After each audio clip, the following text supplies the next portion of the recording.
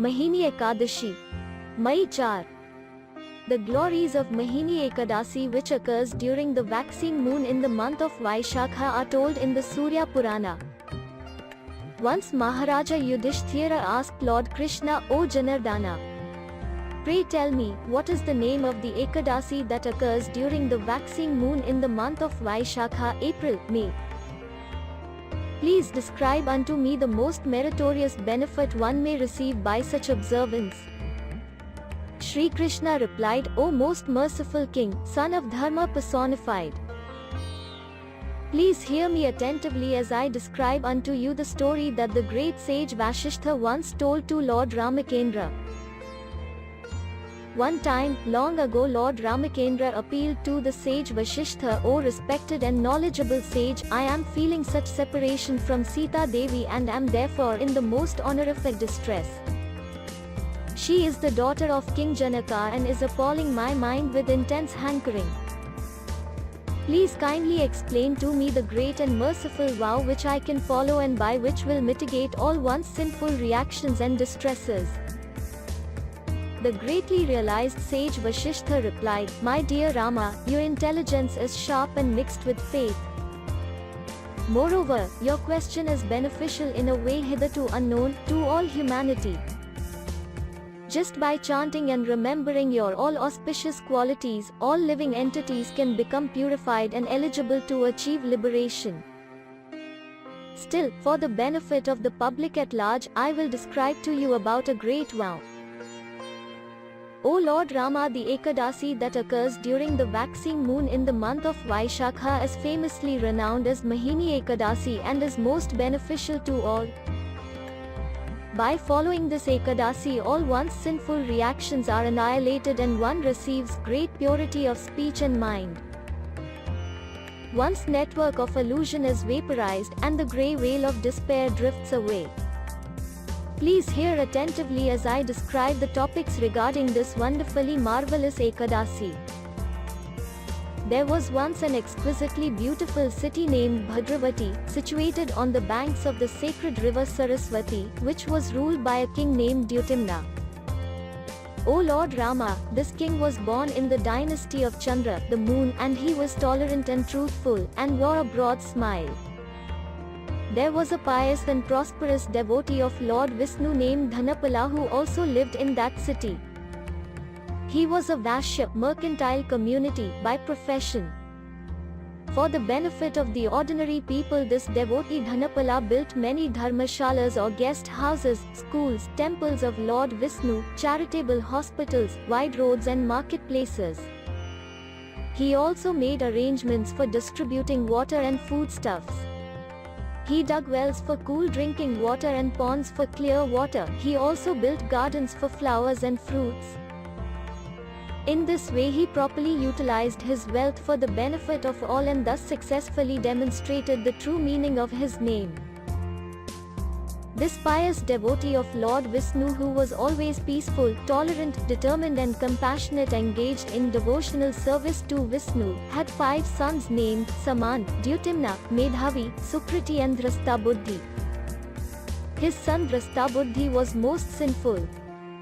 He was extremely wicked and ill-natured, always engaged in bad association and having illicit connection with unchaste women. He was also killing and torturing other living entities. In this way he engaged in all kinds of sinful activities. Although the son of a most chaste and fortunate father, he squandered the wealth of his family and brought ill repute to his caste. He never showed respect to the demigods, guests, old forefathers or Brahmins.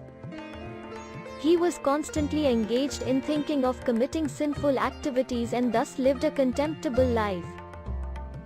The sinful wretch misused all his father's wealth in many useless activities.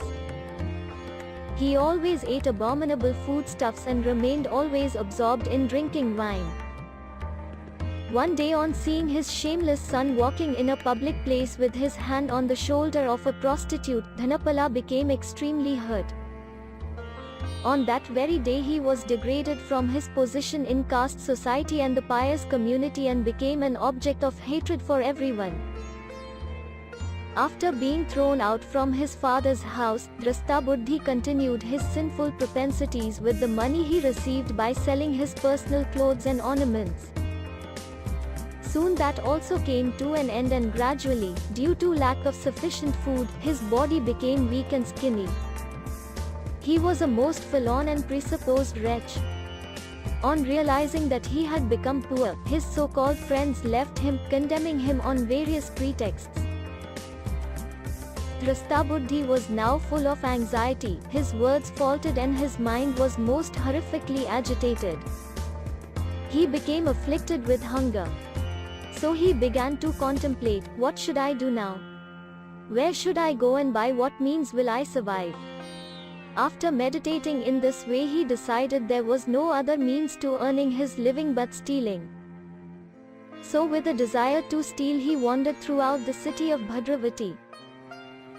Sometimes the king's guard would arrest him, and after careful consideration of his father's greatness he would release him. After being caught and released in this way many times, he was once again formally arrested for committing a special kind of theft. He was again taken to the king, who awarded him severe punishment. The king said, "O sinful, foolish creature, you cannot stay within this kingdom anymore, for you are the greatest sinner. I am releasing you for now, but you must leave this city and go wherever you so desire."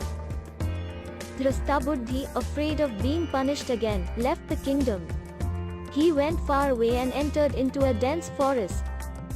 There were creepers and vines, tall trees and moss in the jungle-like forest. Within the forest he became so afflicted with hunger and thirst that he began to kill beasts and birds indiscriminately. For many years he wandered throughout the forest like a hunter, holding a bow and arrows in his hands and killing innocent animals and engaging in sinful activities.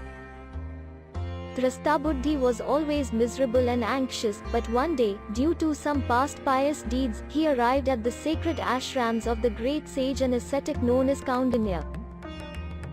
It was the month of Vaishakha, April, May, and the great sage Kaundinya was just returning home after taking bath in the Ganges. At that time, by providence, Drashtabuddhi, who was very aggrieved by distress and lamentation, happened to touch a drop of water falling from the Saja's cloth. Drashtabuddhi was immediately relieved of his sinful reactions. With folded hands and great humility he said to sage Kaundinya, "O great Brahman, I am the most sinful person. There is no sin that I have not committed. Now please instruct me about a topmost type of atonement which a wretched person like myself can easily perform. As a result of committing unlimited sinful activities till now, I have been bereft of my house, wealth, relatives and friends. I am drowning in the ocean of mental agony. Uddharan." After hearing these statements of Drashtabuddhi, the great sage Kaundinya, feeling distressed by seeing another's distress, said, "I am telling you a sublime method by which all your sinful reactions can be easily refuted, in a very short time. Please hear me attentively. Mahini Ekadasi, which occurs during the waxing moon in the month of Vaishakha, April, May, totally destroys a mountain of sinful reactions as big as Mount Sumeru, which have been accumulated from many lifetimes. Therefore you should faithfully observe this Ekadasi." Hearing these words from the great sage, Drashtabuddhi became joyful and properly observed that Ekadasi according to the rules and regulations instructed by the sage. O best of kings! By observing this Mahini Ekadasi, the most sinful Drashtabuddhi soon became devoid of all sinful reactions, and after assuming a divine body he returned to the all-auspicious abode of Lord Vishnu by riding on the back of Garuda. O Ramakendra! This vow certainly removes all kinds of illusion and the darkness of ignorance. Any piety accumulated by taking bath in the holy waters, giving in charity and performance of sacrifice cannot be compared with the piety one attains by observing this Mahini Ekadasi.